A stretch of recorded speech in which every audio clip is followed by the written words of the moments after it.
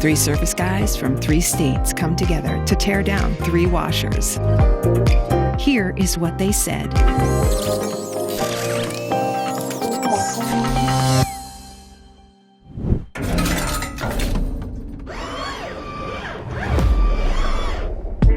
All right. Next, we're going to take a look at the pumps. So I brought you guys towels. We know that if these machines have gone through factory test, there is a good chance there's still water in there. So let's open them up, see what we got.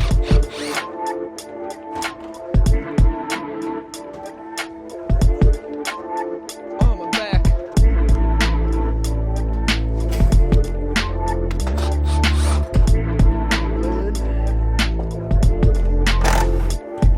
Come on, buddy. Trying to do it without breaking the actual clip. Yeah, with GE, had 3/8 screws holding the pump to the bottom of the tub. The actual connection for it is underneath the cover, so you have to remove the cover. You've got a plastic wire tie that snaps into the transmission, and a lot of times these, like now, don't come out without breaking, so they're kind of like a one-time use retention clip. But yeah, just a few extra steps that you got to go through to try and get the pump removed. My turn. On the Maytag, one of the things that I've noticed versus the residential line of the Maytag is they did beef up the lower portion of the machine, which has now made it even harder to work on. On the residential line of a Maytag, it's more open where you can lean it back. If I was inside of a customer's house and I was attempting to change this pump, just trying to access it because it's too difficult to get into it. And the pump assembly looks identical to the residential line. I see no difference. And how long did it take you to pull yours? 4 screws. It took about 45 seconds to get that off there. I think the hardest part was maybe taking the clamp off the pump. Hypothetically, if you did have any kind of a failure with the pump and this was full of water, or on this machine, if you had a foreign object that got stuck in there.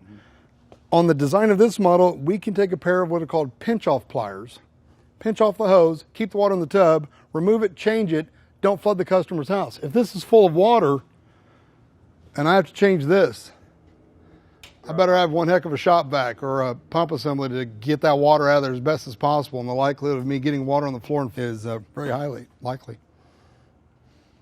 All right, guys, looks like you got the pumps out of here. So, question though, I noticed right away, 2 of these guys are up on tables. What's the deal there? You access the pumps from the bottom on these models, as opposed to like Speed Queen, you just got to pull the front panel. So just for ease of access, we threw them up on the table so we could kind of get at them, take them apart, and get a better look at what's going on underneath the hood. Okay, I'm a homeowner. Why does it matter to me if I can get a hold of the pump easily? Well, certain situations when machines are overloaded, that socks, other small articles of clothing can sneak through the tub and get down inside the pump. So it's pretty easy to get to the pump to clean it out if you ever had to pull sock out or some kind of foreign object like that. From a consumer standpoint or a technical standpoint, serviceability, it's right there. It's easily accessible. He didn't even have to move the machine. If we were inside of a customer's house, we have to pull the machine out and lean it back. I got excited when I saw that the difference of the Maytag commercial model, the front came off. You know what this does for me? Absolutely nothing.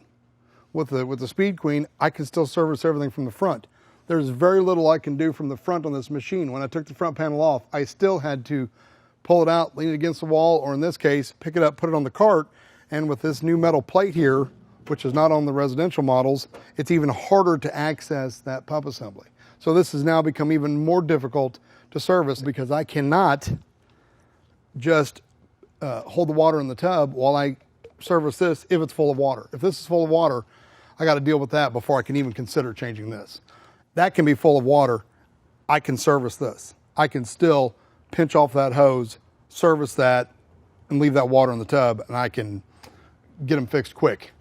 So just probably one of the simplest things that I view as a luxury is even just the style of clamps that are used. So like with the GE, they have a spring clamp, And a lot of times machines tip back, you're trying to sneak a pair of pliers or something there, get on that spring so you can loosen it, put it on, take it off.